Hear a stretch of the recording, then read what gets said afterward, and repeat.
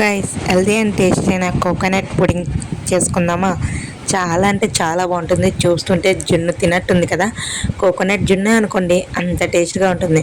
Welcome to Anu foods. నేను మీ అనుష. నా ఛానల్ని ఫస్ట్ టైం చూసినట్టయితే ప్లీజ్ సబ్స్క్రైబ్ గైస్. ముందుగా ఇలా కొబ్బరి ముక్కలు చిన్న చిన్న ముక్కలుగా కట్ చేసి మిక్సీ జార్లో కొంచెం వాటర్ వేసుకొని మిక్సీ పట్టుకొని అందులో ఉన్న కొబ్బరి పాలన్నీ ఇలా వడగట్టుకోవాలన్నమాట. కొబ్బరి పాలన్నీ వడగట్టుకున్నాక దానిలో 2 స్పూన్ల కార్న్ఫ్లవర్ వేసేసుకొని బాగా కలుపుకొని పొయ్యి మీద అయితే పెట్టేసుకోండి. అది అడుగంటకుండా అలా కలుపుతూ ఉండాలి. ఎందుకంటే అడుగంటితే మొత్తం మాడిపోతుంది అనమాట. సో అడుగంటకుండా అలా దగ్గరుండి కలుపుకోండి. తర్వాత అందులో 1 స్పూన్ చక్కెర, తర్వాత కొంచెం ఇలాచీ పౌడర్ వేసుకుంటే చాలా టేస్ట్గా ఉంటుంది. మీకు చక్కెరకు బదులు బెల్లం వేసుకోవాలన్నా వేసేసుకోవచ్చు.